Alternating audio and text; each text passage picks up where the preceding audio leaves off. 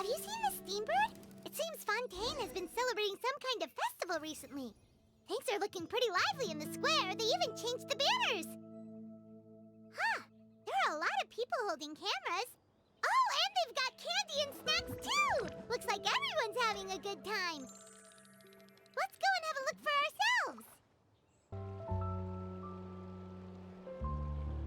Seriously? But, Mr. Morris, I don't understand, sir. How can you only be telling me this now? Long time no see, Xavier. I'm afraid that there's nothing really I can do. I'm really facing a crisis. My hands are tied. But what about my film? Well, I'm afraid you'll have to come up with something on your own. Take it from me. Sometimes you just have to let things go. Same goes for this film festival.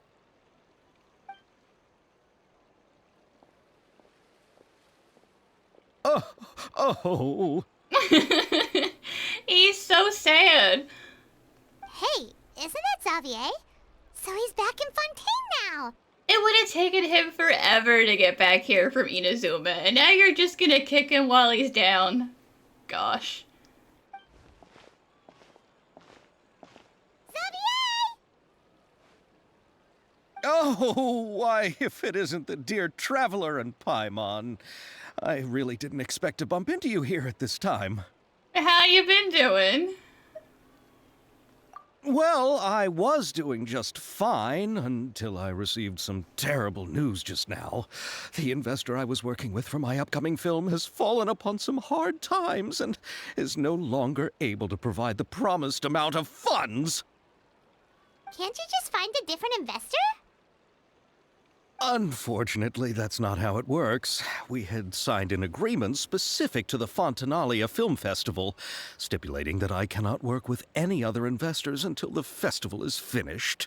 Now, you really need to learn. You gotta put some extra fine print in those contracts. If you can no longer provide the monetary funds necessary, then this contract is null and void. The Fontinalia Film Festival? What's that? Oh, is this your first time participating in Fontaine's Fontinalia Film Festival? Then allow me to fill you in. The Fontinalia Festival was established to commemorate the legendary Loch Knights, who went on a quest to search for the Oceanids and eventually welcomed the Hydro Arconageria. The holiday is deeply connected to the founding of Fontaine, as well as its unique laws and trials. It's one of the most important festivals for this nation. But what's with that weird expression on your face? It's like you're trying really hard to remember something.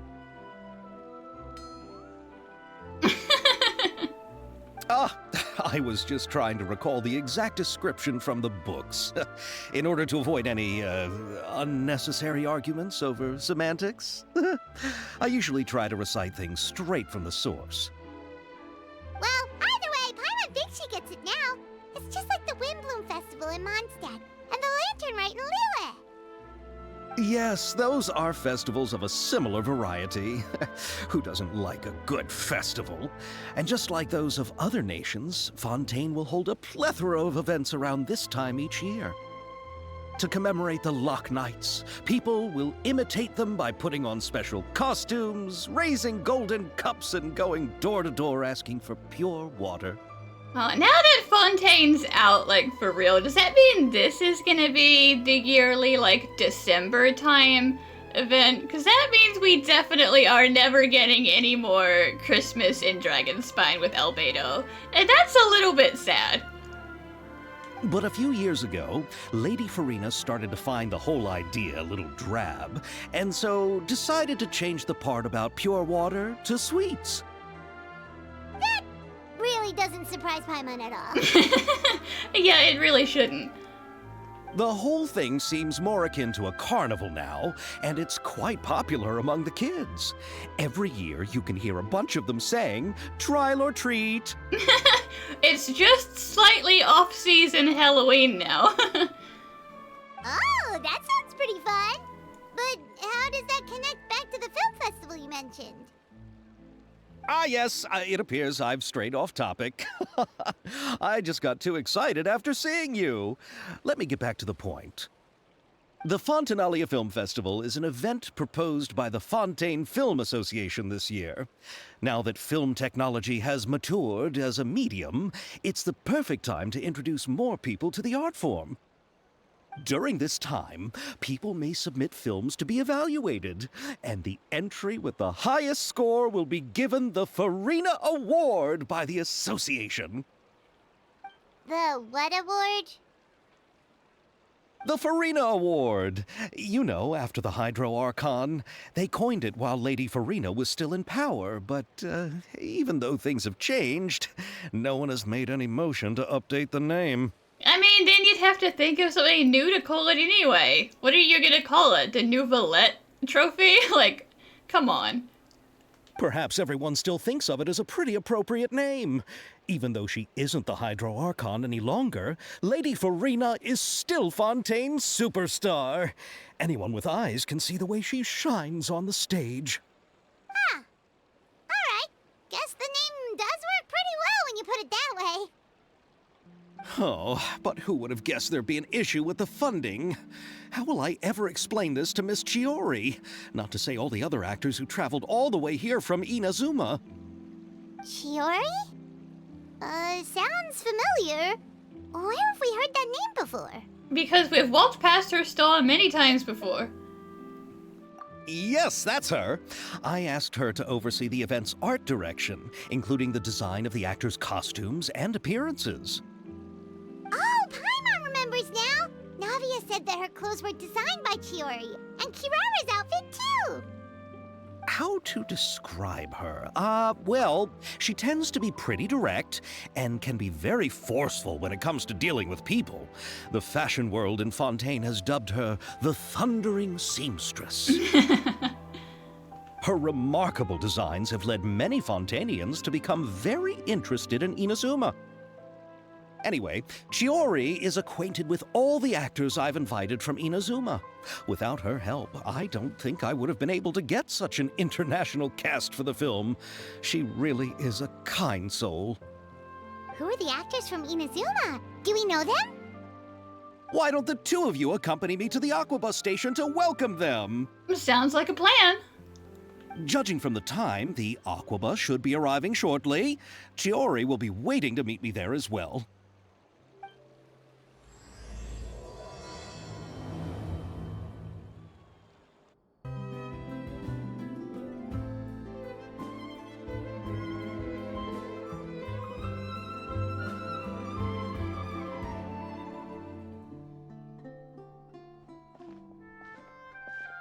Miss Chiori? Your talk with the investor sure went fast. The Aquabus hasn't even arrived yet. I love her outfit. Chiori, you are very cute. Oh? And who are they? Allow me to introduce you. This is the Traveler and Paimon.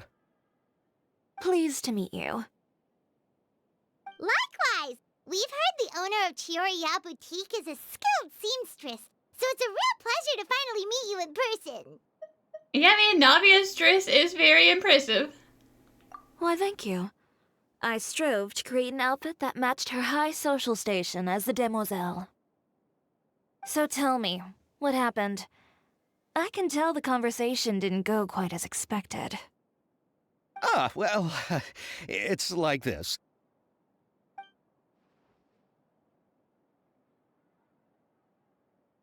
Ugh. I know, Chiori, you don't have to say it. You did remind me that this investor was a little bit sketchy. Yes, there's no doubt about that. But how could I pass it up? He offered me twice as much as the others. Okay, that's how you should have known he was sketch. Just go for the regular stuff. And therein lies the problem. Yes, but just put yourself in my shoes. After obtaining such an excellent script, it's only natural that I would want to make the most of the film. The budgets that the others had proposed were nowhere near enough. It's difficult to find someone willing to front such a large amount of mora, so... Don't be bad, Xavier. We might be able to help scrounge up some more together for you. I'm sure we can't scrounge up enough for what he wants, though. We're not rich. Oh, thank you, Paimon. That means a lot to me. But the cost of the film is staggering. I'm afraid that any mora we can scrounge together in a short amount of time won't even be able to cover the actors' fees. We need to move on. What's happened has already happened, and there's no changing it. But now's not the time to give up. What? You're saying that you have a plan? No, that's not what I mean. I'm simply saying I wouldn't give up just yet. The actors I recommended aren't just after Mora after all.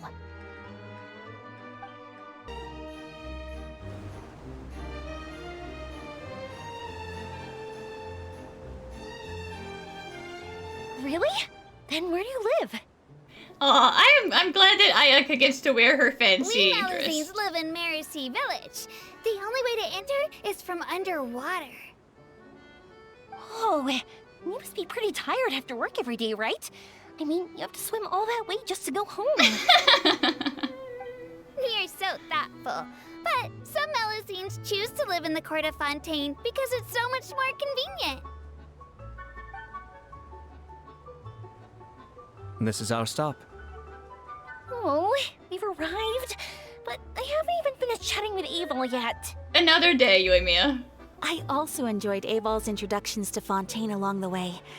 Everything you described was so clear and detailed that we can't help but want to hear more. Thank you so much. I'm usually working here on the Sakura bus, so I hope I'll have the chance to see you again. There are still many more places I'd like to introduce to you.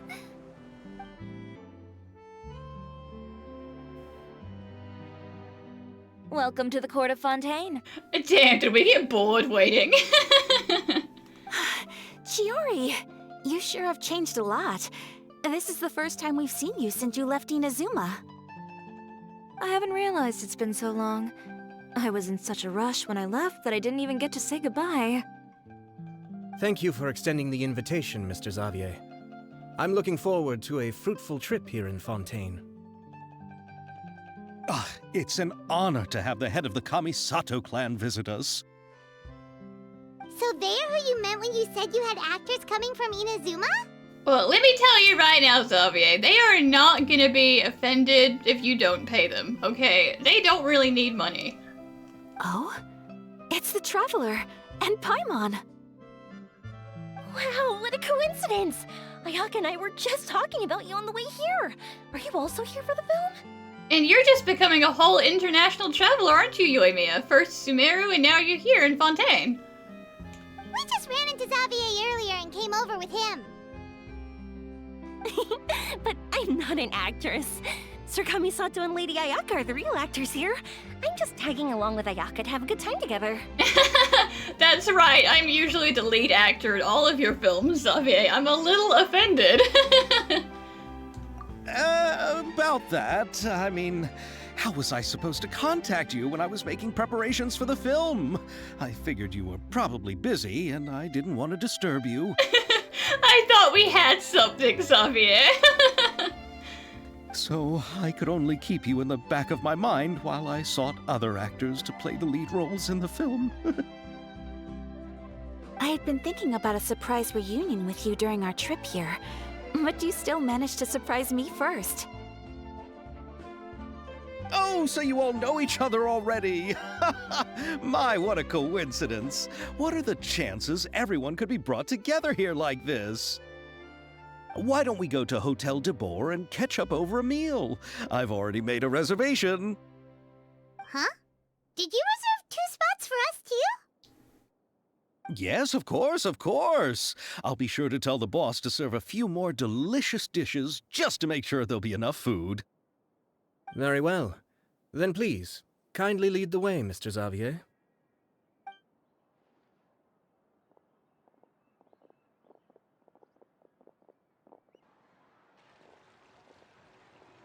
Wow, the buildings in Fontaine are so tall.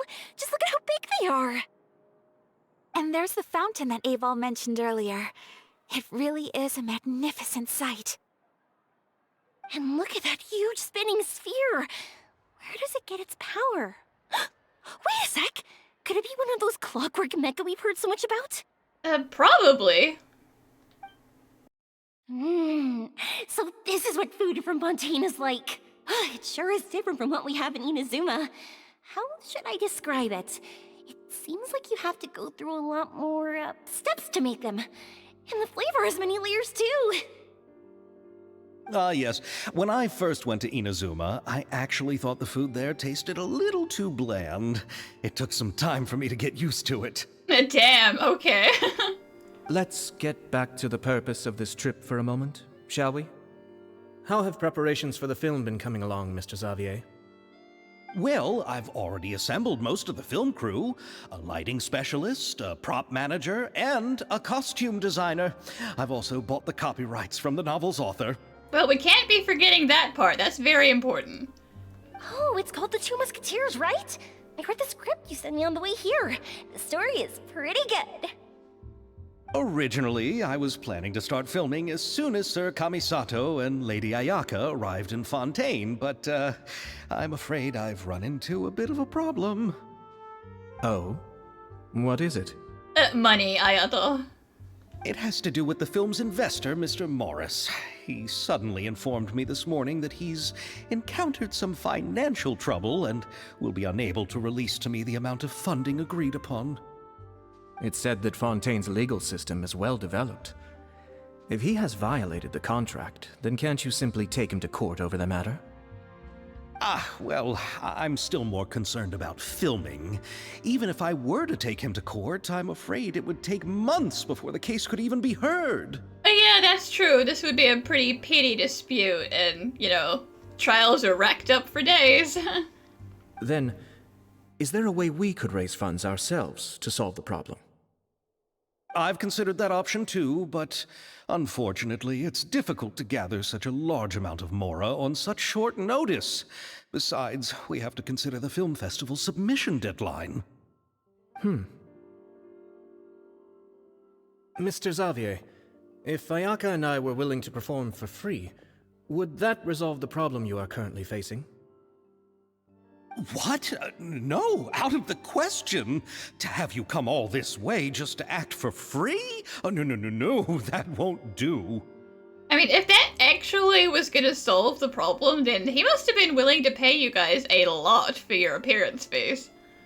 There's no need to worry, Mr. Xavier. My brother and I had actually intended to work for free after receiving your invitation. Inazuma has only recently reopened its borders, and needs to strengthen its relations and cultural ties with other nations. We didn't have many collaboration projects with Fontaine in the past, so we hoped this trip would serve as a good start for the future. Indeed.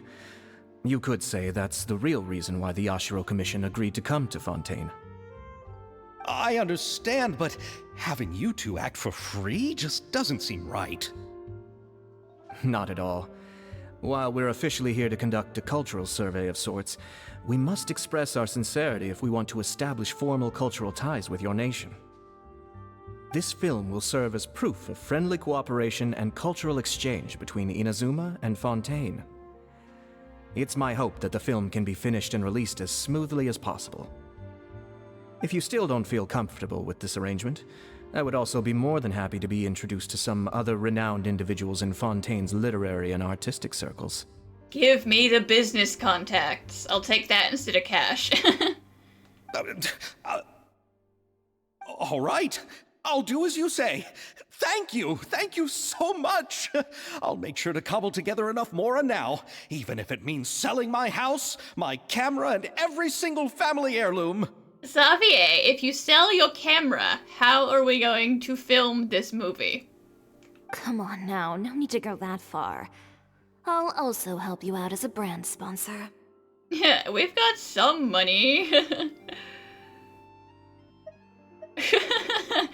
Just say you got our money from some friends. Don't put our names on it. Me too! Even though I didn't bring much more to spend on this trip, it's still better than nothing. Aw, you keep your money, Yoimiya. You are too kind, all of you. I really don't know how to... Ew. Alright, enough about that. Now that we have Xavier's savings, my support, and 2 leads who are willing to act for free, I think we will be able to make this happen. So, instead of Mora, you'll help with filming and production. Oh, but how can we help with that? We don't know much about making a film. Alright, pull yourself together, Xavier. Tell us if there are still any open positions left among the crew. We can always just be errand runners, you know.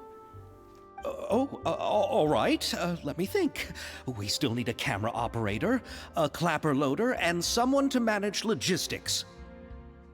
I originally wanted to personally serve as director, but I've been too busy working as the producer. So the positions of director and director's assistant will also need to be filled. Paimon knows what the director and the logistics support person do, but what's a clapper loader? The clapper loader is responsible for using the clapper board to record and organize the information of each shot when the camera operator begins shooting. The work requires both patience and careful attention to detail. A clapper board? Oh, you mean the thing they hold that goes clap whenever they start filming? Yes, that's right. Are you interested in that job? For sure! Paimon's always wanted to try that! It's a commitment though, Paimon. Alright, then you'll be our clapper loader. I can find someone from the store to help with logistics. What do you think, Xavier? Oh, fine by me. As for our camera operator, I was thinking of letting the Traveler take the role. Sure, why not? Oh, she's great when it comes to using a camera!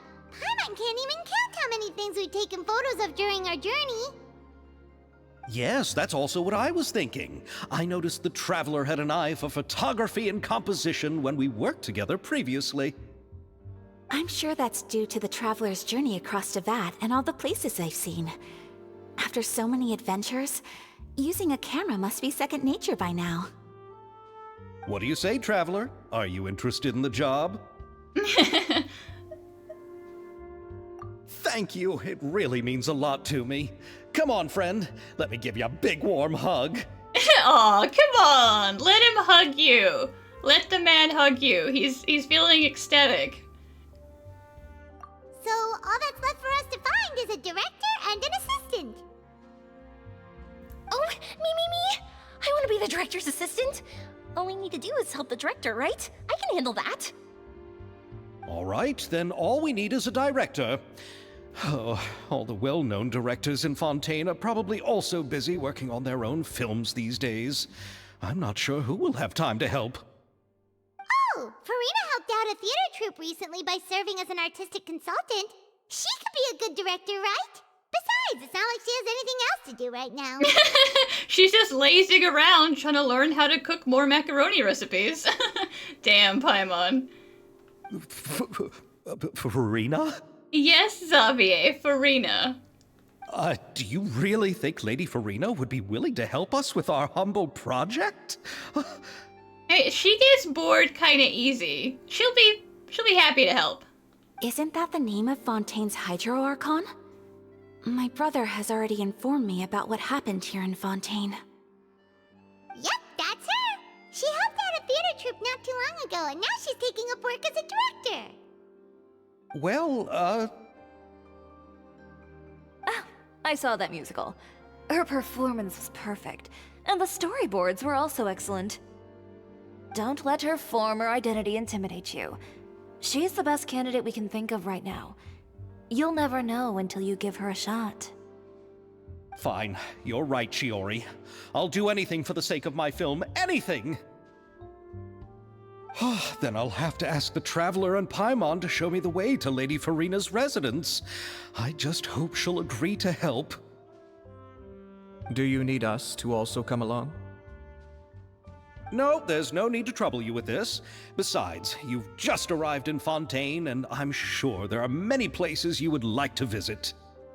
Just leave this task to me. It's part of my duties as the producer. Very well. Then we'll be waiting to hear the good news. I'll go with you. By the way, you might want to consider bringing a gift. And don't worry, we won't simply drop you off at Farina's place. We know Farina pretty well by now, so having some familiar faces there should help your chances. Besides, the whole thing was our idea in the first place. All right, then I'll start making preparations. As for the gift... A gift for someone who was once seen as the Hydra Oricon. I wonder what she would like. Just get her a cake from this hotel. She really likes their cakes. I recall that Lady Farina once fancied a clockwork ring, so perhaps I should get another exquisite clockwork contraption for her. Huh? Can't we just bring some desserts, like the Fontinalia mousse? Yoimiya gets it. Just bring her some dessert. But wouldn't that be a little too cheap? She does like desserts, though.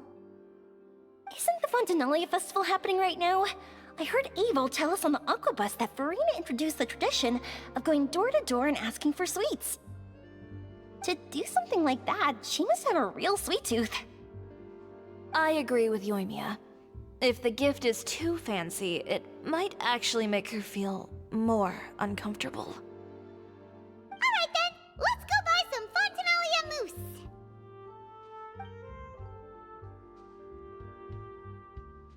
But will that really be enough? We'll be asking her to do a lot of work, you know. You're right. We need to further sweeten the deal. We don't need to actually bribe her, okay? Huh? You want something even sweeter than Fontinalia mousse? Yes, we'll need a gift that's sweeter than any dessert in the world. But what could that be? Your words of praise. Oh, damn. Chiori's onto it. We're here! This is where Farina lives. Okay, I'll go knock on the door.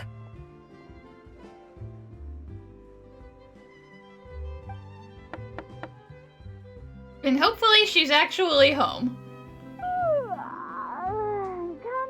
Coming. Seriously, who's knocking before afternoon tea? Farina, it's 3 in the afternoon. Wake up. Who are you? Lady Farina, please allow me to introduce myself. I am Xavier, a film director. Hello. Oh, is that the traveler in Paimon I see behind you? And who's this? I'm Chiori. Ah, the one from Chioria Boutique. Hello. So, what are you all doing here? Do you need something? Did you just get up, Farina? It's already past noon, you know. Yeah, Paimon, not in front of other people. You can only rib her in private. Huh? Paimon means the weather is so nice in the afternoon and the sun is so warm. Just like how you make us feel. Sleeping in late is a really smart idea. You make us feel all warm and fuzzy inside, Farina. Like having a nap in the afternoon sun. No. I was just up late last night reading some novels. What does sleeping in have to do with the weather? This is a small gift we've prepared for you, Lady Farina. We hope you like it. No need to be so formal. I'm just a regular person like everyone else now. Oh, is this Fontinalia mousse? It's one of my favorites. That's great! So, actually, there's something we need your help with. Given your renowned passion and understanding of drama, I would like to ask that you serve as the director of our film crew. Oh, but didn't you just say that you're a director? Yes, but for this particular project, I'm mainly working as a producer. Besides, I'm sure that your understanding of the performing arts far surpasses my own, Lady Farina. Are the Traveler and Paimon also part of the film crew? Why, we sure are. I don't get to be in the movie this time, unfortunately, but I'll be the cameraman. Yep, we sure are. Paimon's the clapper loader and she's the camera operator. Camera operator? That can be a pretty technical job, and it directly affects the final quality of the film. Are you really up to it? No, I'm not questioning your abilities. It's just that I've never really seen you use a camera before. Maybe you can come up with a test for the Traveler and see for yourself. If she can satisfy you with her camera skills, then you'd have nothing to worry about and can join the team. What do you say? You sure are getting better at rolling with the situation, Paimon. Oh, I do wish to see how skilled the Traveler really is with a camera. All right, how about this? We'll work with what we have. I'll give you some scenarios and see if your work is up to my standards. Sure thing, director. Very good. It's essential for the camera operator to understand the director's vision. I'll make my decision after seeing your work. Are you ready? I have high standards, you know. No pressure! The whole film is riding on me! Okay, grab the camera and I'll give you a scenario.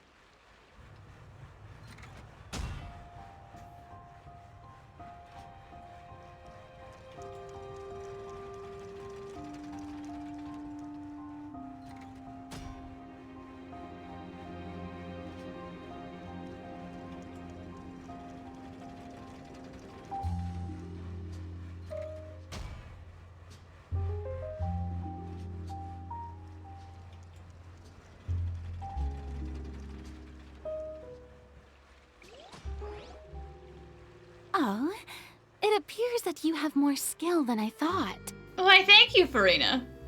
All the shots had a great composition, and I could really feel a connection to the characters and their lines. Yeah! Does that mean you agree to be our director, Farina? Also, does Estelle actually get this promotional video, or is that just for funsies? Did you think I would agree just like that? After our performance of The Little Oceanid, I've begun to make a name for myself again, you know. In fact, I've already had several troops approach me for the Fontinalia Film Festival. Unfortunately, the scripts were all pretty boring and didn't pique my interest. If others were to find out I agreed to work with you so easily, then, well... Hey, but didn't we have a deal? What else do we need to do to convince you, Farina? Well, what about the pay? You just said you were concerned about the script. Asked to read the script. Huh? We can't pay you, Farina. You gotta do this one for free. You know how much you're willing to pay me to be the director? The pay is also an important factor for me to consider, you know. Well, I can offer you this much? I can't say it out loud because it's embarrassingly low. What? That's all? If Nervilat were to hear of this, he could charge you with underpaying your labor. We're working within our means, Farina. It's better than over-promising.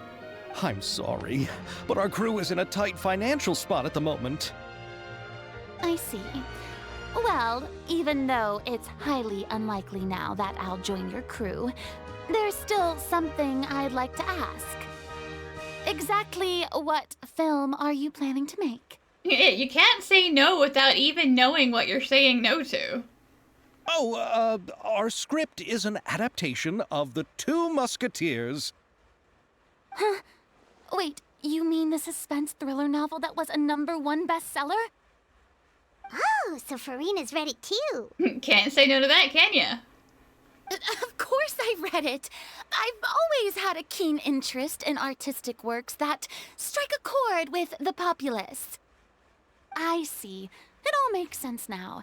You must have used most of the budget to pay for the copyright. Not really. The novel's author transferred the copyright to me practically for free once he heard that I wanted to make a film adaptation of the story.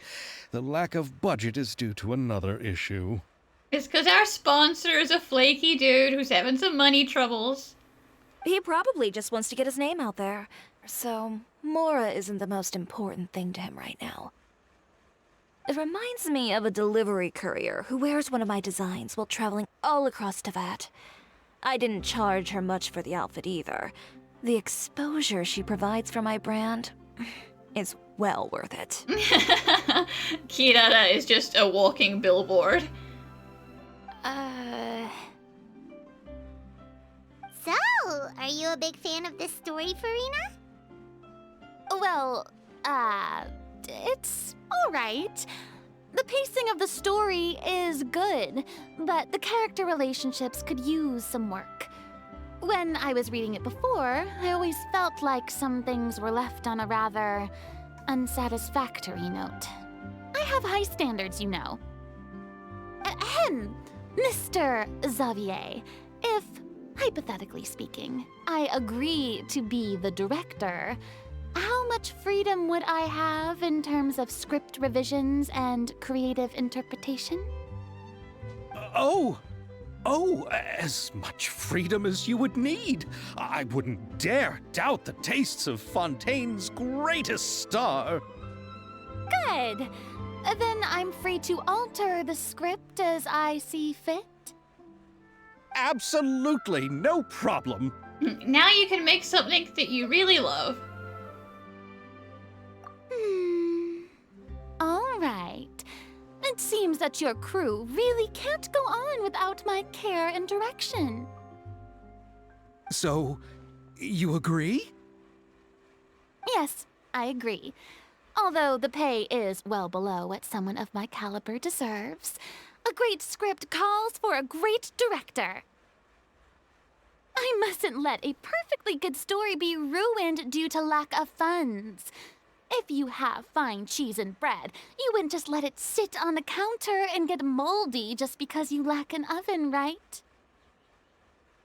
Oh, Hydro Archon above! I'm not dreaming, am I? Somebody pinch me. There's no more Hydro Archon, you know. And it's still a little early to celebrate. There's a lot that goes into shooting a film. Although the trickiest tasks of finalizing the script and casting the actors have already been taken care of, we'll still need to reserve filming locations. Not to say set up lighting and props. Well, clearly we haven't finalized the script, because you just said that you want to make revisions to the story. And by the way, since we'll be filming The Two Musketeers, we'll need to find an action choreographer. Ideally, a professional who has actual experience with muskets. Yes, I've thought about this as well. I was hoping that you might know someone who could handle the job. Me? If this was before, I could have simply asked Florand. But it's already been some time since I last talked to her.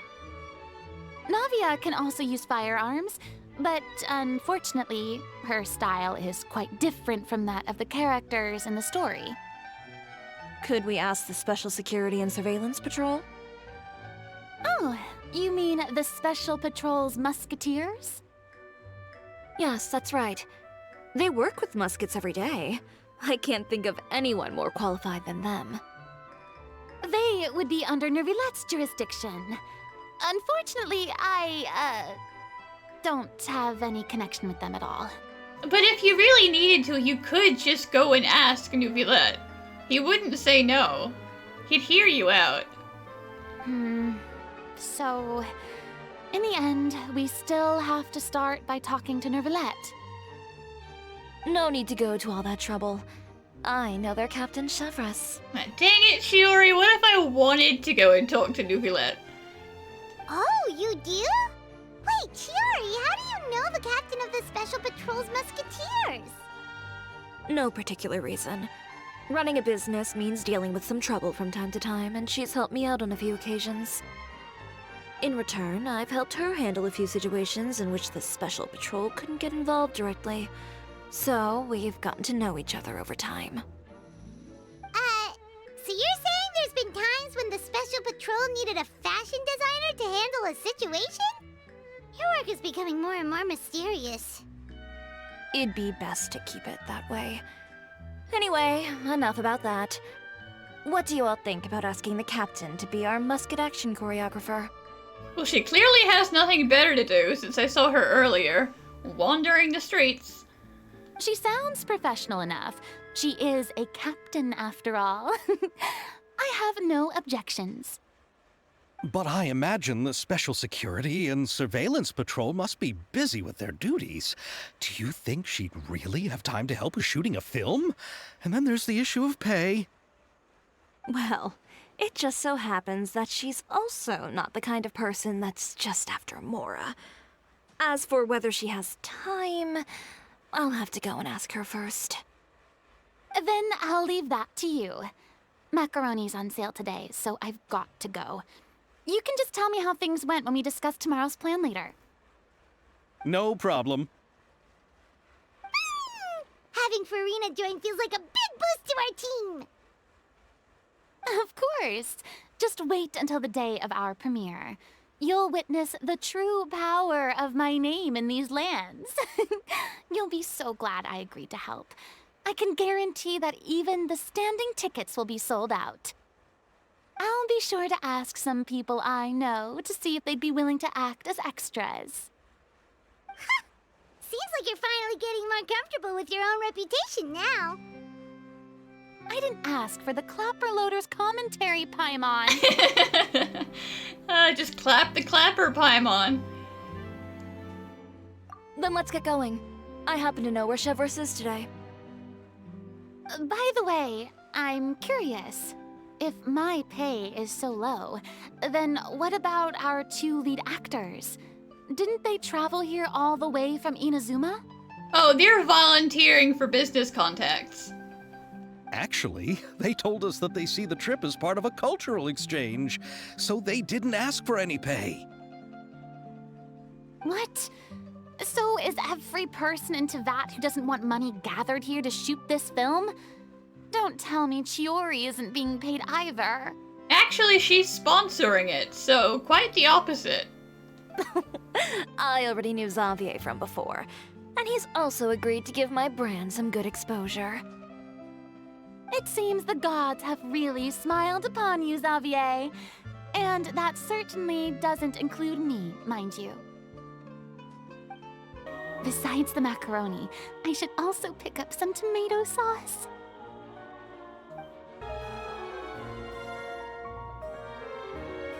All right, this is the place. Yep, she's right where we left her.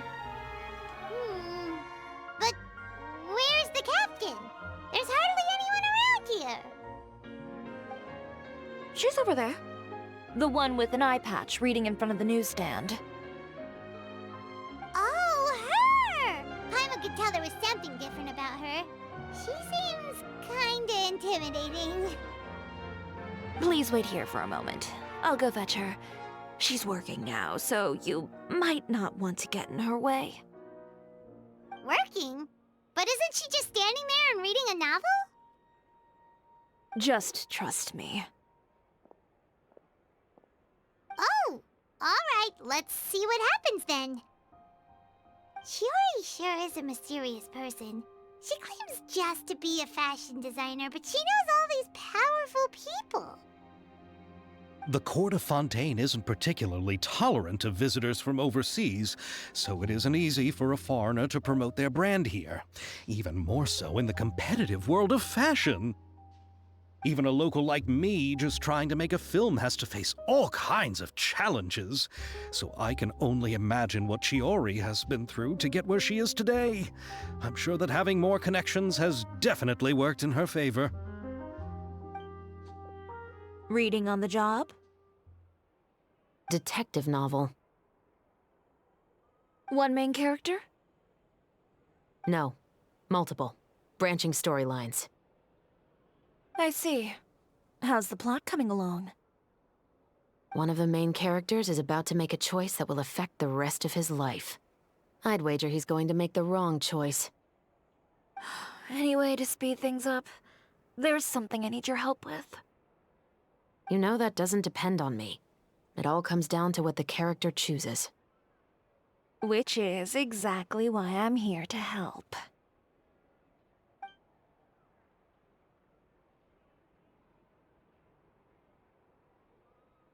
I see. Those two are doing some shady deals. All right. It appears he made the wrong choice in the end. Time to get arrested. Halt!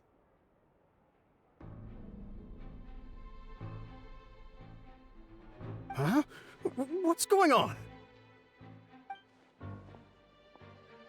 Hand over whatever you're holding. Oh, it's just a book. I didn't buy anything else. Then I'm sure you wouldn't mind letting me have a look.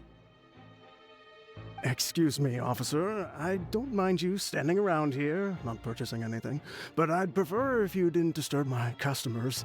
It's bad for business, you know?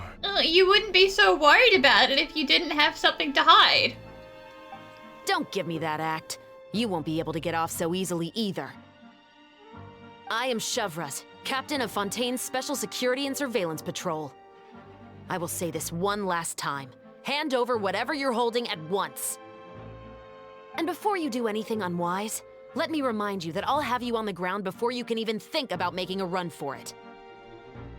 All right. I'll give it to you. But please let me say something first.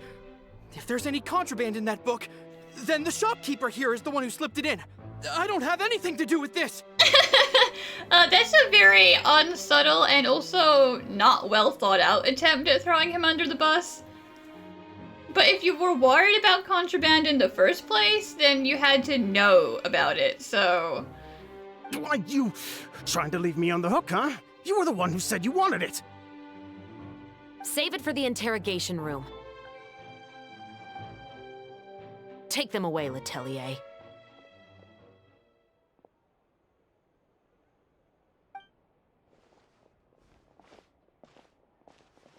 What's going on here? One second you're reading a book and the next you're escorting people away! And who are... Oh! Aren't you the traveler who's been all over the papers recently? Chiori, I'm assuming what you wanted to ask me about has to do with them, right? Maybe I can let you in on what's happening then. Now that Vacher has been brought to justice, no new shipments of synth will be made and distributed to sellers. The Fontaine guards have been busy collecting the remaining synths still circulating on the market. Thanks to a tip from our reliable source here, this should be the very last batch. Oh, that's good to hear. Oh, so you were pretending to read a book in order to catch the bad guys! Oh, Paimon almost forgot to introduce ourselves. Paimon is Paimon, and this is the Traveler and Xavier! Hey, I'm Chevraz. You probably already heard me introduce myself, so I won't bother repeating it. Yeah, why didn't you make a move as soon as you had the chance? Were you worried that my intel wasn't accurate? No, I wanted to see if the shopkeeper would turn himself in first. All he had to do was come up to me and say that he didn't know where the synth had come from. If he did that, then I wouldn't have had to press charges on him. He had the whole day to turn the synth over to Chevraz. But instead, the moment I came up and blocked Chevraz's line of sight, he took the opportunity to sell it off. Yep, he made the wrong choice, even though the right choice was right there in front of him. But you knew they wouldn't make the right choice. Yeah, I knew. I was just hoping I'd be wrong for once.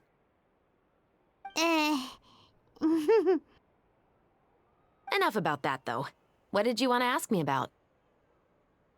Oh, you see, it's like this.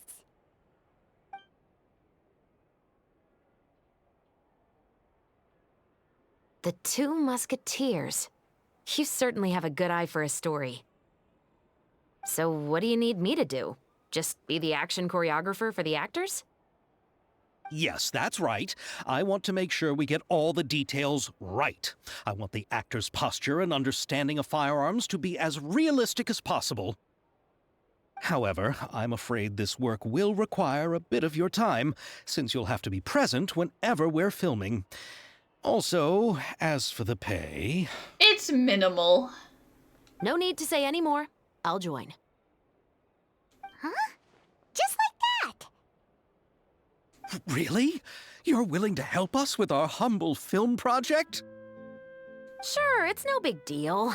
As I said, we've wrapped up our investigation here, so I don't have any other tasks on my plate for the moment.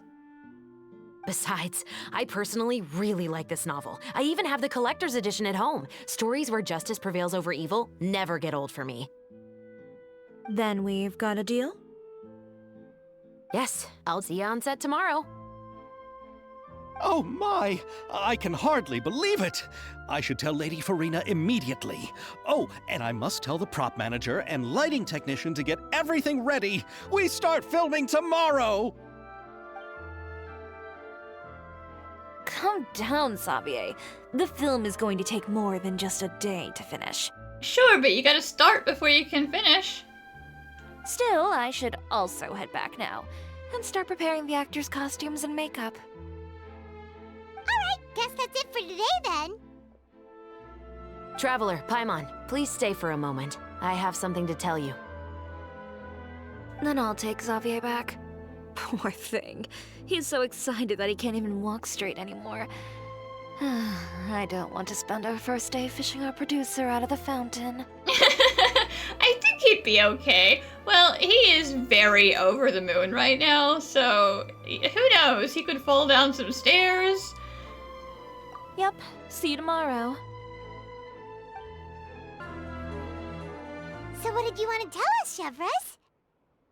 Have you read The Two Musketeers? Not yet. I just found a copy. The story is about a pair of children born into the household of a baron, and their struggle to survive together and take revenge for their mother. They were raised at the baron's estate, where their mother worked as a maid. The two were illegitimate children that the baron had with the maid, so they were never treated well by anyone. One day, upon returning home, they found their mother had been murdered and left dead on the floor. It was quite evident that the culprits were the other members of the baron's household, who never had any kind words to say to them. However, the baron was able to exert his influence and keep the whole thing under wraps. The mother's death was eventually deemed as a suicide, and there was no chance of bringing her murderers to justice. The two siblings decided to flee and someday avenge their mother. Many years later, members of the baron's family suddenly started turning up dead one after the other, all killed by gunshot. A rainbow rose was found on each of the victims' bodies, being the flower that the kid's mother liked best. The baron believed that the mother's soul had come to take vengeance on him, so he lived in fear each day. But it was actually those two siblings who had fled all those years ago. They relied on each other to survive and trained day and night, eventually becoming adept musketeers. So, sounds like a revenge story so far.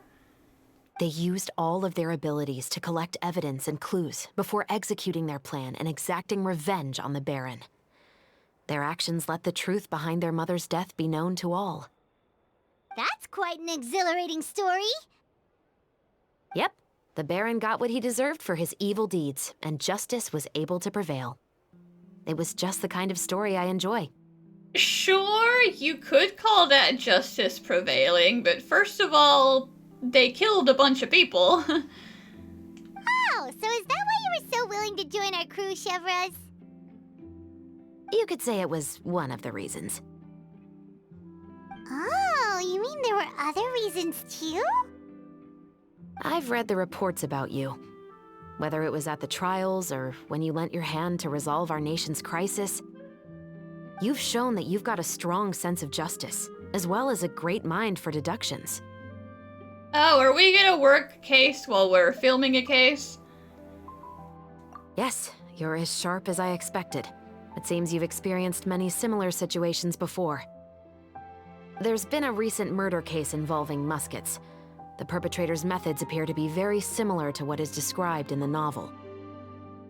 Huh. Really? But Paimon didn't see anything about that in today's papers. The Marechaussee Phantom hasn't yet released any information to the public because the investigation is currently at a standstill. The murderer is extremely cautious. A murder involving firearms? But not that many people use those in Fontaine, right? Impossible. We perform a routine inspection of our firearms and ammo reserves every day. If one of the weapons had been fired, it would stick out like a sore thumb. Besides, I trust the members of my platoon. Sure, but what if they had an illicit ammo supplier? However... Well, that's all I can disclose about the case today. Huh? What do you mean? Well, this isn't exactly the best place to be talking about it in the first place. I hope you all can go back and get some shut-eye. You can decide tomorrow whether or not you'd like to join the investigation with me. I'm aware this might not be the ideal time to add more to your plate, but the more capable people we have, the better the chances that justice will prevail. Carrying out investigations isn't actually supposed to be our responsibility. Our job is to apprehend the perpetrators. Finding them is really up to the Marechaussee Phantom. You could say I'm taking part in the investigation out of personal interest. I don't want people to see muskets in a negative way, and also, I'm concerned about the similarity between the crimes and the story. You mean, they might be connected somehow? I suspect so. Just to make myself clear, this is not an order, nor is it a deal of any kind. It's a request, nothing more. Well, it's not like you have the authority to order us to do anything, so... If you two have any interest in the case after we finish filming tomorrow and are willing to assist me, then I would be most grateful. What do you think, Traveler? Well, let's sleep on it. Yeah, you're right. Paimon's getting a little tired, too. We've really been hustling all day. You'd better head back and get some rest. It's good to keep a calm mind, especially when you're about to make an important decision. Otherwise, when the moment comes, you might end up like that shopkeeper and not even realize that the right choice is right there in front of you.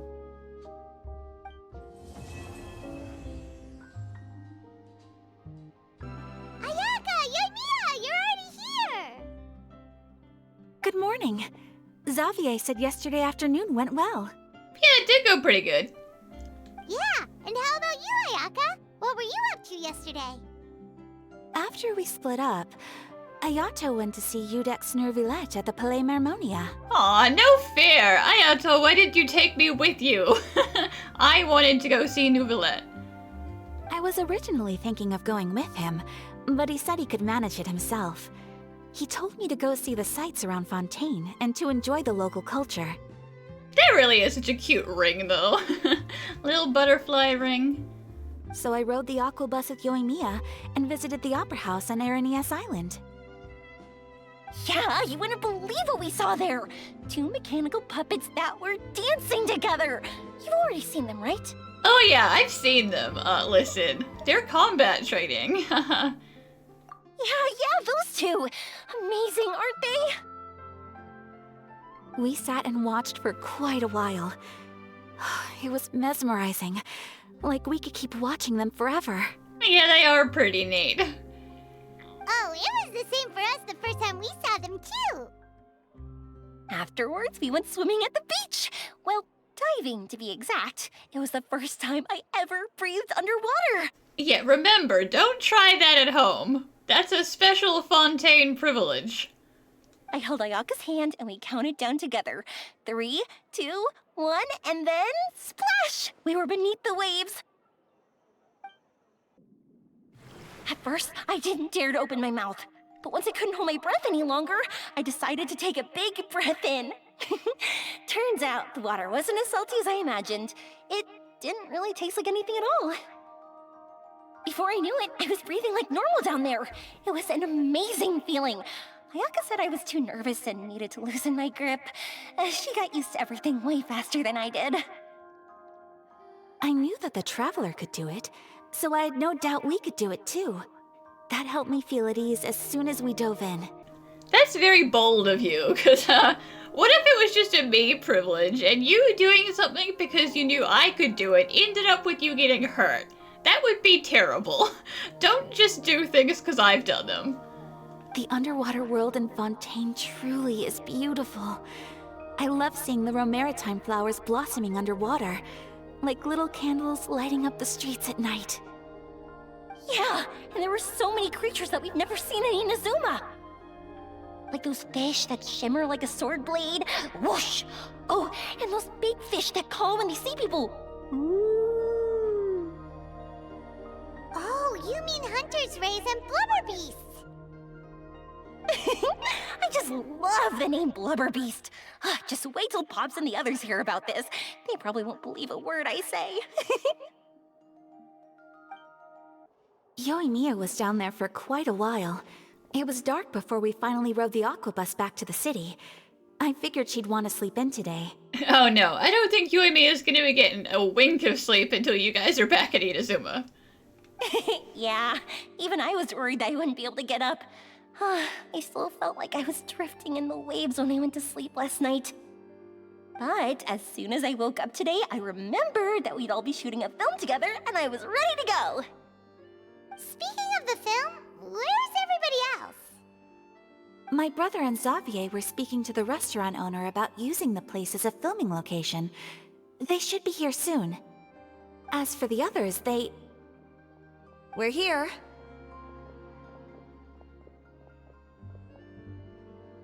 Please excuse my tardiness. I just finished the Special Patrol's 6-mile morning jog. Wait, 6 miles? No, thank you. I'm so tired. I heard you all chatting, so I decided to come down. I sure could use some of that endless energy everyone else has. Did you have a long night, did you, Farina? good morning, everyone. Morning. Can someone fetch me a cup of coffee? More milk, hold the sugar. Sure, I'd be happy to do that for you. No, you can't go anywhere. Please, have a seat over here so I can get started on your makeup. Ugh, the last thing I want is coffee stains on my costumes. Well, Yoimiya, you're the director's assistant, so assist the director. I can get the coffee. It's the perfect job for an assistant.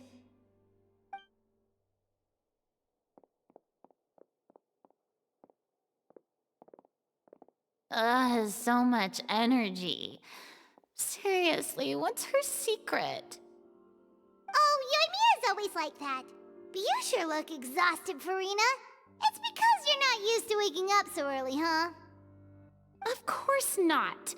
I spent the whole night reading the novel from cover to cover, marking sections that either need to be omitted or adapted.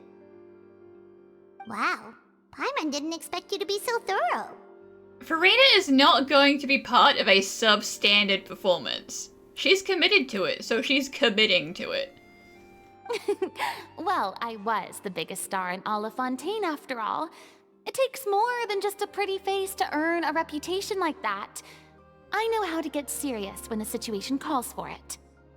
I went all out when I was acting as an Archon, so why wouldn't I do the same for my own life? Here's your coffee, Director Farina.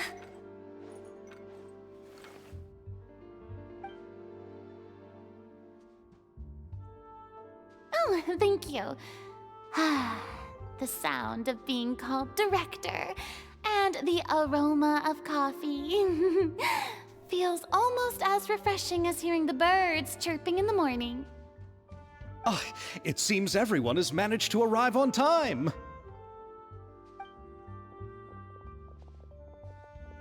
We've reached an agreement with the restaurant owner. We are free to use the second floor to shoot our film. Really? That's great! He is really looking forward to our film, and hopes that providing his restaurant as a filming location will attract more customers. Well then, Mr. Xavier, I'll leave the rest to you. Okay, thanks. First, I'd like to introduce our new members. This is our prop manager, Veronique. She'll be in charge of all the film's props and items. And this is Bonneau, our lighting technician. He'll be in charge of lighting and illumination to set up each scene's atmosphere. Wow. Sure feels like we have some real professionals joining the crew now. First of all, please allow me to first express my sincerest gratitude to everyone in the crew.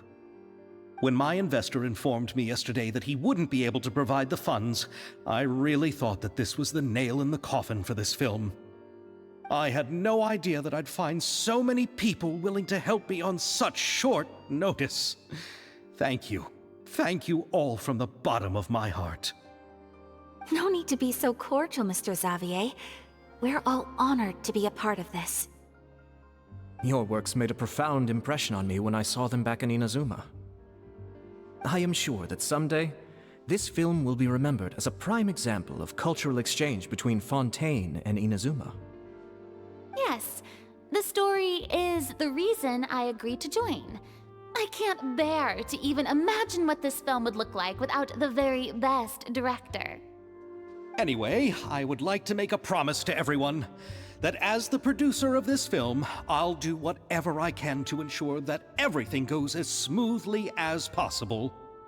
This is not just my film. It also embodies the thoughts and feelings of every person here, as well as the endless effort we are about to pour into it.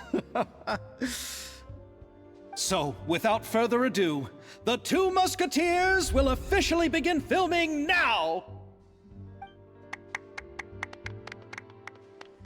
You may take it from here, Director Farina. All right, listen up, everyone. The first scene takes place when the two young musketeers are living at the Baron's home, still unaware of all that is about to happen to them. We'll need props and lighting to set the scene. Our lead actors can go get their makeup done, and extras, please take this time to go over your positions. Whoa. Seems Farina's really kicking things into gear as the director. Is everyone clear? I don't want anyone traipsing around the set like umbrella finches. All right, cameras will start rolling as soon as the set is ready. Let's make a film that'll make some serious waves in Fontaine. Yeah, let's do it. Not the kind of waves that drown people. I mean, the good kind of waves. You really could have glossed over that. You didn't have to elaborate. Seems like she's still a bit traumatized by that. I mean, fair enough. Anyway, let's go see if there's anything we can do to help.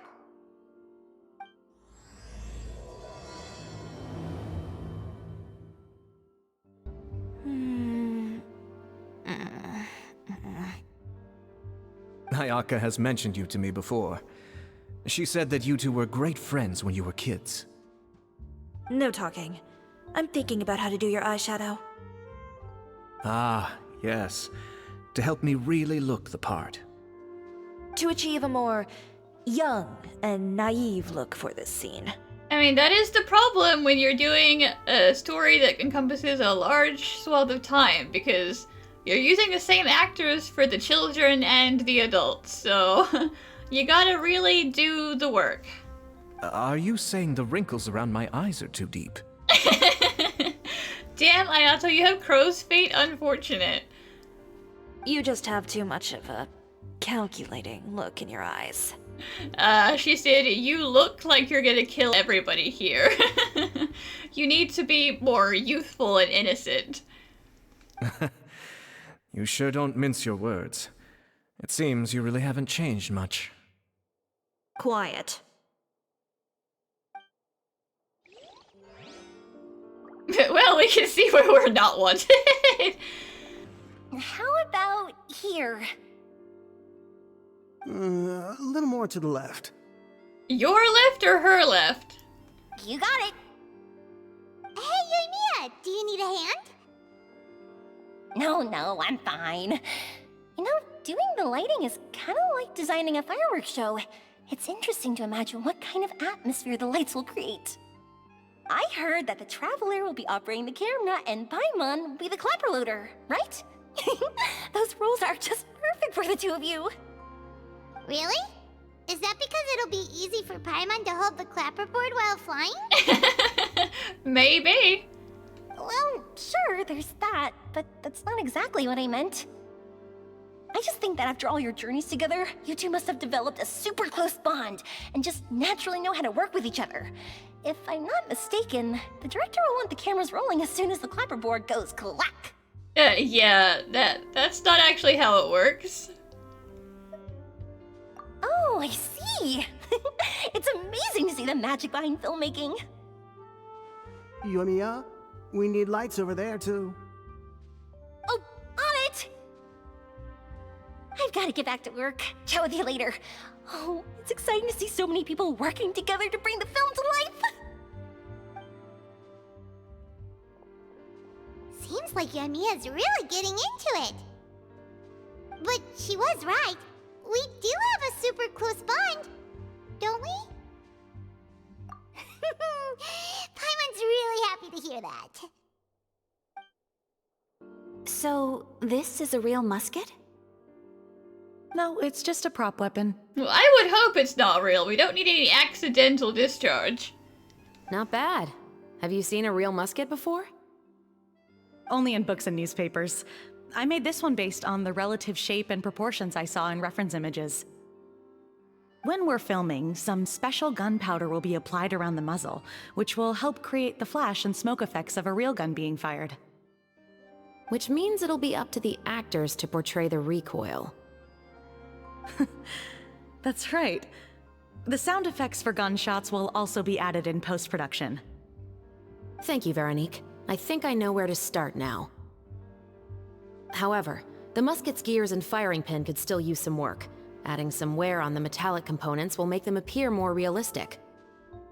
Also, be sure to rub the muskets with some oil each time before we start shooting. That'll give the impression that the firearms have been well maintenanced. Good point. You seem to know a lot, Miss Chevres. I assume you use these types of firearms on a regular basis? Yes, I perform routine maintenance on my weapons every day. Just like we as people need to eat and sleep, muskets need to be cleaned and maintained. I also perform similar care for my sword every day, and familiarize myself with its shape and weight, to the point where it feels like a natural extension of my body. Yes, this way, our weapons will never betray us in the heat of battle. Yes, well said. It seems we have the same philosophy on this topic. Oh, sounds like they found a common interest to talk about. It's a little bit serious, but sure. They're bonding. Though these props differ from the muskets I use, I can still give you some pointers. Good. I look forward to your instruction. First and foremost, never point the weapon at anyone, regardless of whether it's a real or prop weapon, or whether you're holding it or it's on the table. This holds for any time when you're not actively engaging an enemy. Okay, understood. When aiming the musket, extend your arm so that it's level with your shoulder, and use your eye to look down the weapon's sights. Like this? Not bad. Now, try saying your lines.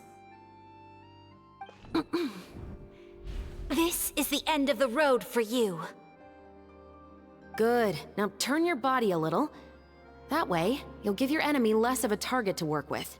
And relax your shoulders. Here, allow me to demonstrate.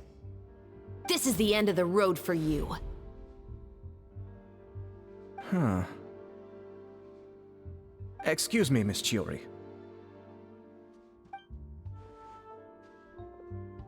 Director Farina, there's something I wish to discuss with you. Oh? What is it? Like this? Yes, much better. What do you think? I do see your point. But are you sure you wish to do this? Ayato never suggests things he's not willing to do. I believe it would be most fitting. Well, if you insist. All right, I understand. Miss Ayaka, Miss Chevres, could the two of you please come over here? Huh? What's going on? Are we gonna start filming now? Let's go see. What is it? I have a question for you, Miss Chevres. Would you be willing to play the role of a musketeer? What? To clarify, I would like to turn over my role to Miss Chevres. But brother... Don't worry, Ayaka. I actually view this as a good thing. I was becoming troubled trying to set aside some time to speak to the staff at the Palais Mermonia. I would like to have some conversations about the cultural exchange between our two countries, and I've heard that the bureaucratic process here can get rather complicated. Yeah, that's also true. Now, I will be able to focus on my work. Besides, you also know that I'm not really one for public performances. Are you really sure? From a director's point of view, I also felt like the relationship between the two musketeers in the original story could be improved. The older brother in the story plays the lead role with his overbearing character, but this causes his character to overshadow that of his sister, and the theme of the two supporting and relying on each other isn't conveyed very well. But if we were to change the siblings to two sisters of a similar age, then that aspect of the story might come through more clearly. Also, I've seen you instructing Ayaka. That cold and dignified personality is exactly what we need for the older musketeer. Of course, even with all these insights, the decision should still be made by Miss Chevres. Chevres mentioned that she really likes the story, right? Paimon bets that she'll take the role. Yeah, I mean, she does have work to do, though. All right, I'll take the role. Good. It's decided then. I'll get started on making edits to the script. We'll also need to make some immediate adjustments to the lighting, props, and costumes. I have a feeling that our adaptation will be even better than the original story. You're doing a great favor for me, Miss Chevres. You have my gratitude. Don't mention it. I like this character, so if anything, I should be the one thanking you. Well, since my brother is the one who brought up the idea, I suppose there's no need to worry. Let's go, Miss Chevres. I look forward to working with you. Please, just call me Chevres.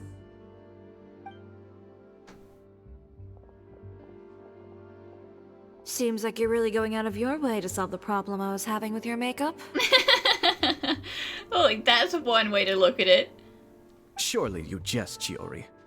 I assure you that I was mostly motivated by a desire to spend more time on formal business. You just want Ayaka to make some more friends. Oh, come on. You really think I'd buy that? According to what I've heard from Ayaka, her brother is someone who can juggle 10 different matters at the same time. I'm sure you have other reasons for backing out. Perhaps. Ayaka always said she wanted to go out and see more of the world, just like the Traveler. I have been a serious influence on her, huh? In good ways or bad ways, it has yet to be decided.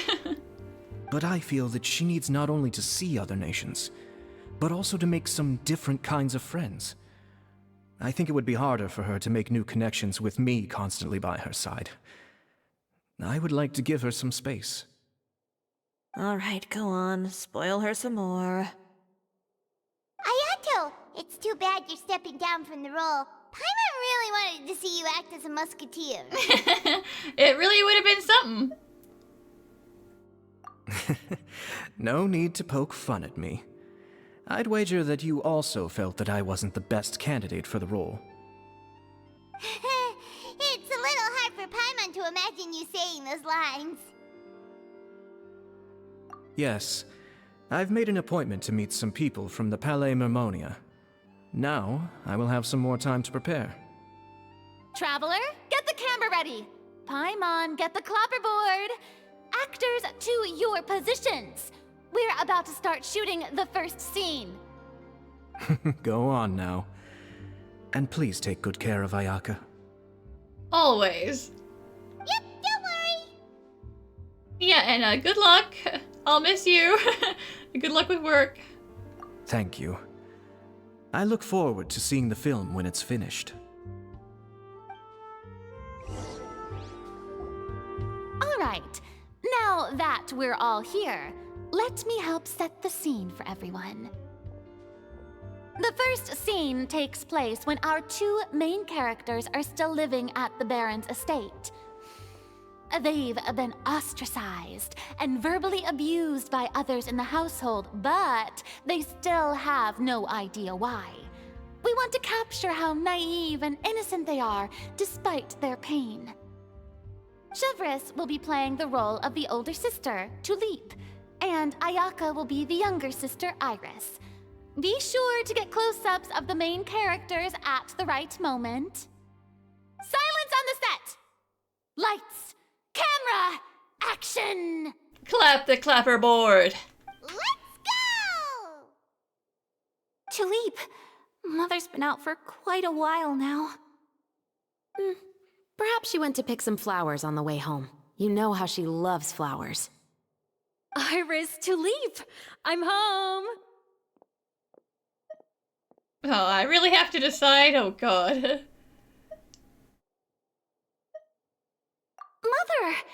You were out for so long, we were beginning to worry about you. I'm sorry, but I'm back now, safe and sound. Here, I brought your favorite treat, apple turnovers.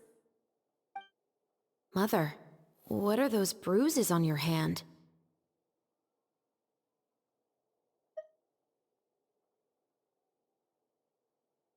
Huh? What bruises? Oh, I must have bumped into something while I was working yesterday. But I didn't notice them this morning. Then perhaps they're from when I accidentally tripped when I was out just now. By the way, did you have fun playing at home?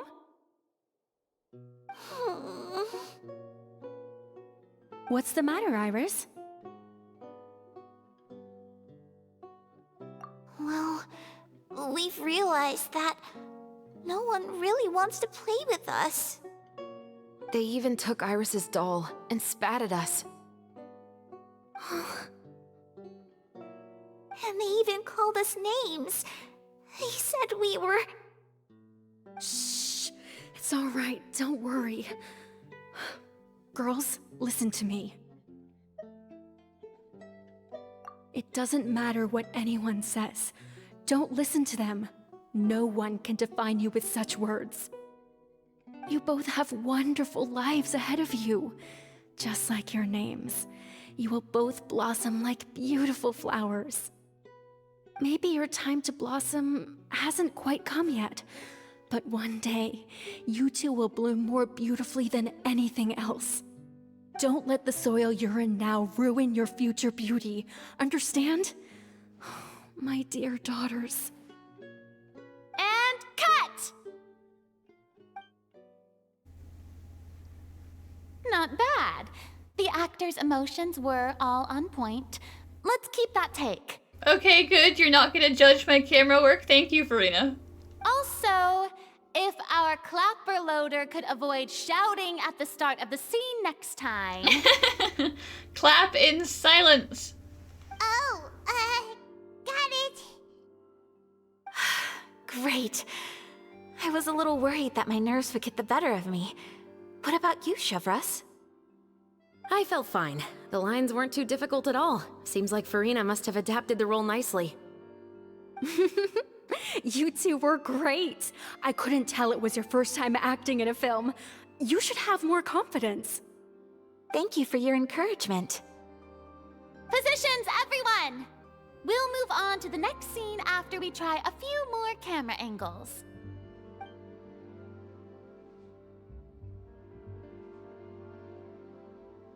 This scene is when our two characters return home, only to discover their mother has been murdered. Ready? Lights! Camera! Action! Mother, we're back! Mother?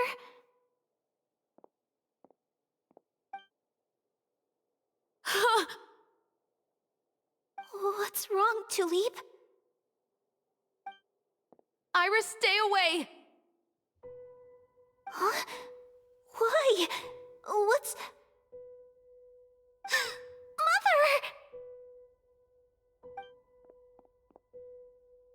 Mother! She's... Huh? There's poison in this cup. Huh? I could have sworn I've seen this kind of cup before. Those aristocrats. They didn't even try to cover up their actions.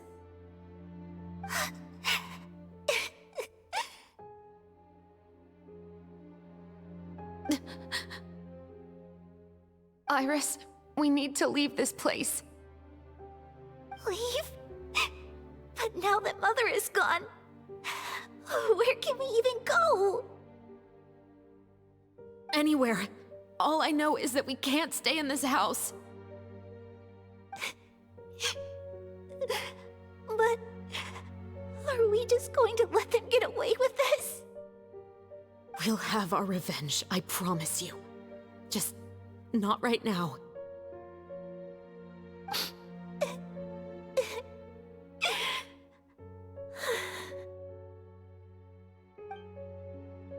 Come on, let's go. No, wait. We can't just leave Mother here like this. At least let me leave this rose with her. That's why we went out in the first place.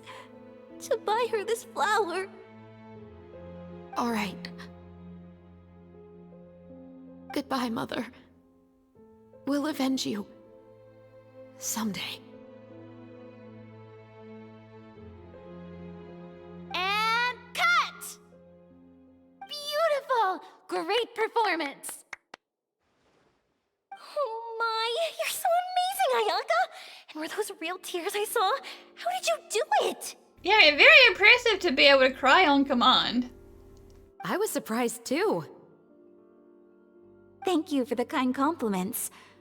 Actually, as soon as Director Farina said action, I told myself not to think about anything. I just felt the weight of the moment and became the character. Oh damn, is Ayaka actually a born actress? It's quite similar to practicing the art of the sword. You clear your mind and focus only on what's happening in front of you. Ayaka's performance was amazing. Have I discovered an acting prodigy? Pipe down, everyone! We need to move on to the next scene!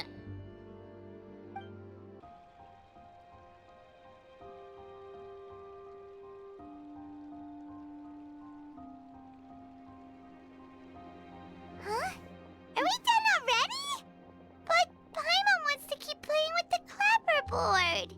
You're not playing with it, it's a serious job. How do you feel, Traveler? Is your arm sore from holding the camera all day? Yeah, I'm pretty sure it's a tiring job. Good work, you two. Good work, you. You too, Shivers. You were quite the actress today. I've read this novel many times before. I have a good grasp of my character's mindset. Anyway, do you remember my request from yesterday? Yeah, I do. Oh, right! We were having so much fun that Paimon nearly forgot! You have a case where the murders seem really similar to the cases in the novel, right? So, how are they similar exactly? In the story, the main characters grow up to become two musketeers, always using their guns to carry out their revenge.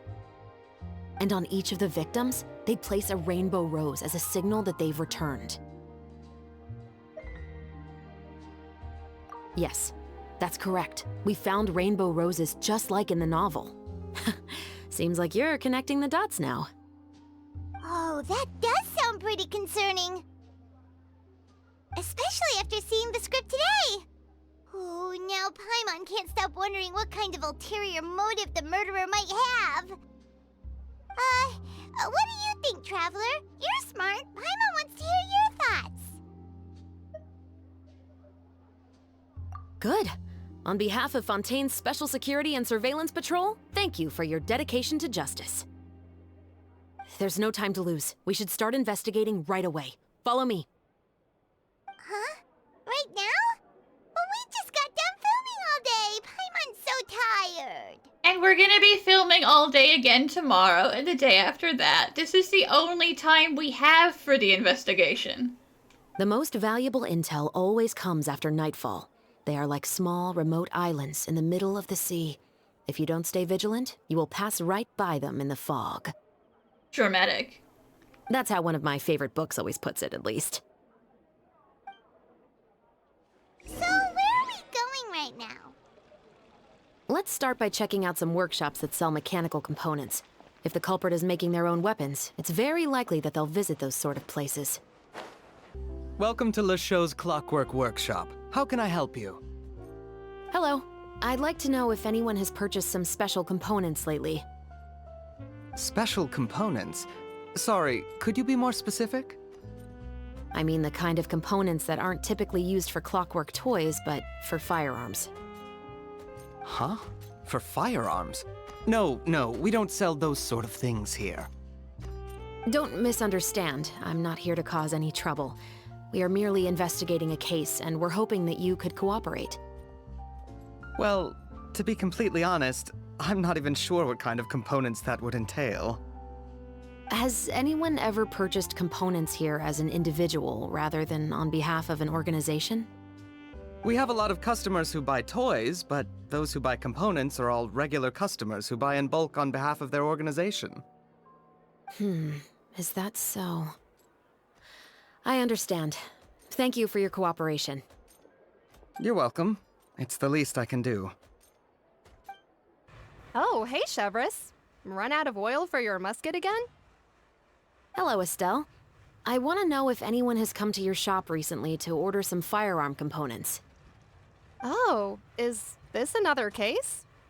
Let me think. I don't think so. Some people have requested that I make some prop guns for the Fontinalia Film Festival, but I refused all of those requests. Oh? Why's that? Because there's no profit! I only make things here that can do some real heavy lifting. I don't have the energy to make some new molds just for the festival. It's not a good business strategy. I don't want to have to make a new mold. But what if everyone wanted some fake guns and they all came to you? Then you only have to make, one model and you'd still be making a lot of money. Then has anybody come specifically looking for mechanical components? Well, I usually sell off my scrap to the Fleuve Cendre. I don't typically give them to one specific person. I understand. Thanks for your cooperation. Don't mention it. Always happy to have the Musketeers' patronage. Seems like we haven't found any leads to go off yet. Yeah, unfortunately. Alright, let's head to Fleuve Cendre next. Okay, but do they appreciate it when the police come down there? Huh? Are you sure? People might not be so thrilled to see the captain of the special patrol there. You think so, huh? Then I guess you don't know. Huh? Know what? That I grew up in Fleuve Cendre. Hello, I'd like to ask some questions. I don't know anything. Yeah, that's about the response I expected. Don't worry, I'm not here to arrest anybody. You say that now. It's the truth. Here, take this as my guarantee. Wait, did Paimon just see what she thinks she saw? Is the captain of the special patrol bribing a citizen? Shh.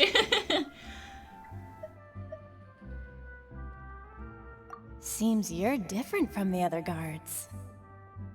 What do you want to know? Have you heard anything related to muskets in Fleuve Cendre lately? Anything at all? I feel like you could ask Sunny and Luca, who are right next to her and know all sorts of things. They know things that you have no idea how they know it. Muskets, huh? All I know is that about 2 weeks ago, we started hearing some loud noises at night. So loud that it's been waking me up. Were they gunshots? Possibly. It's hard to tell around here. Someone's house collapsing, a pipe exploding somewhere, it's all the same. But the noises I'm talking about definitely happened after I fell asleep. Do you know where the noises were coming from? I don't remember clearly. Is it that you don't remember, or that you need to think about it some more? Do I need to give you more money? Because now you're just testing your luck. You tell me. Damn. Okay, Emerald, get your money. Then please, think about it some more. She's giving her even more. I saw nothing. The noises came from the end of the Southern Waterway. I came out and had a look for myself and I wasn't sleeping well, but I didn't dare get too close. That's all I know. All right, I'll take your word for it. Thanks for the pat de fruits.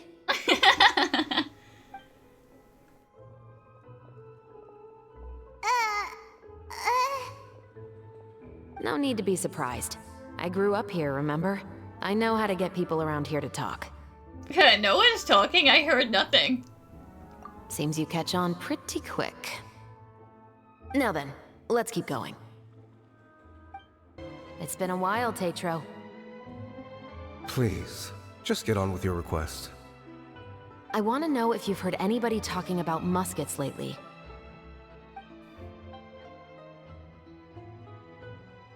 Information isn't free, you know. I've heard that bandits have been extremely active in the countryside recently, and they've been affecting the delivery of goods to Poisson. I can allocate some more manpower to help out with that problem. What do you say? You're still as helpful as ever. One of our men got drunk at dinner about a month ago and lost his gun. 3 days later, it turned up in the corner here. What's weird about that? He just forgot where he put it, right? Or it was stolen, and then casually returned once they were done with it. This is Fleuve Cendre, my friend. Anything of value left in the tavern won't ever make it to the next day. But that gun turned out to be an exception. It didn't get any new wear and tear on it, and didn't even appear to have been fired. We were quite mystified as to what could have happened. I suspect it came back because the weapon was already known to the guards. You mean, a criminal was afraid the Marechaussee Phantom would use the shot marks to track them down? Maybe. But if that's the case, the culprit really took great care to avoid getting caught. I didn't say anything about a criminal. In Fleuve Cendre, knowing who was killed is as easy as knowing what clothes you're wearing today. It's the guy living in the east side, isn't it? I've never liked him. Every time he's here, he just orders a drink and sits there with a nasty look in his eyes. So, who was the one who lost the gun in the first place? Don't bother. Even if you ask, he wouldn't admit to owning a gun to some strangers. Not to mention the captain of the Special Security and Surveillance Patrol. He's right. I know you grew up here, Chevres. Even though you're on good terms with the Spina, you've still been gone too long. Not many people know you here now, and a lot of people don't like the Special Patrol. I know. So take my advice and don't show your face too much around here. It's for your own safety. I'll come and go as I please, and I'm afraid I'll be appearing more often due to my work. All right. Don't say I didn't warn you. What's all this? Some broken planks and barrels, as well as some liquor bottles? Yes, but have a closer look, Paimon. They were shot, not smashed. Someone's been practicing their shooting out here. Even though somebody has purposefully tried to clean them up. These are obviously marks from musket bullets. In other words, someone was here trying to improve their shot. They were using the barrels and bottles for target practice. Could it have been the killer? Your guess is as good as mine. Although many people at Fleuve Cendres own guns, few hide the fact from others. And even fewer would go to such lengths to hide markings from practice shots. Anyway, let's go. There might be more to this. Seems like that's all we'll be able to uncover for today. Paimon feels like we managed to learn a lot more here than up on the surface. Yes. Assuming that everything we found is indeed connected to our suspect, then their timeline was probably something like this. A month ago, our suspect found a gun and took it home to disassemble it. Once he'd figured out its mechanics, he brought it back. In the following weeks, he used some parts to create his own makeshift musket, and took it to the Fleuve Cendres for target practice. Then, a few days ago, he found his target and carried out the murder. Once the deed was done, he left a rainbow rose on the body, just like the scene in the novel. I mean, it's a pretty bold plan. That all makes sense to Paimon, but we're still no closer to figuring out the killer's identity. The deceased was a resident of Fleuve Cendres. It said that he was a poor, solitary man. Yeah, that's also something I'm trying to figure out. Well, don't think too hard about the book. If we're thinking about the book, then rather than it being a nobleman, it was someone who did something bad to the relatives of the shooter.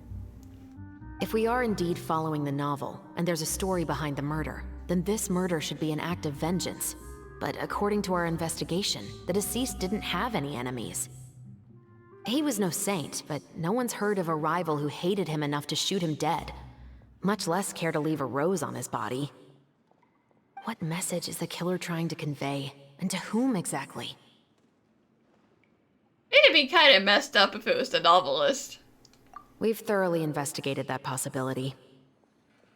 He claims to have spent the whole day at the Opera House on the day of the murder, and the staff there have confirmed his account. Okay, so he has an alibi. Not only that, he lacks a credible motive as well. He has a family of his own, and both of his parents are still alive. I've looked into his records. He was adopted at the age of 6, and all the proper procedures were followed. There are also records of him at an orphanage before then. In the story, the mother of the 2 musketeers was murdered after the children turned 10. Of course, he could have changed the children's ages, but I don't want to assume anything without evidence. More importantly, I've also had a chat with him in person. He didn't seem like the kind of person who would pull the trigger to kill a man. Then, what should we do now? We have all this new information, but it doesn't help us move forward. Investigations take time. I didn't expect us to catch the culprit in just a single day. How about this? Let's spend the next few days filming with the crew. We can continue the investigation once we're done with the film. I'm sure that given time, new leads will present themselves. Wait, but weren't you saying Intel is like small, remote islands in the middle of the sea just a moment ago? Wouldn't you just miss them if you were to stop looking? But they're also few and far between. Ah, but the book had more than one reference to the islands, Paimon. Oh? What else did it say then? As long as you spend enough time sailing through the fog, you'll eventually come across an island.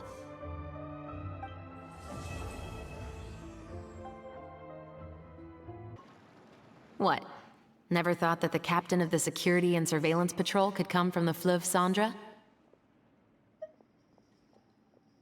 You mean rising through the ranks? It was a struggle, for sure.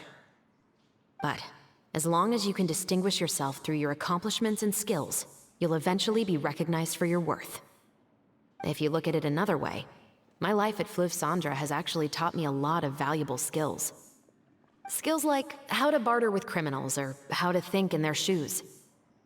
Of course, I'd appreciate it if you could keep this a secret between us.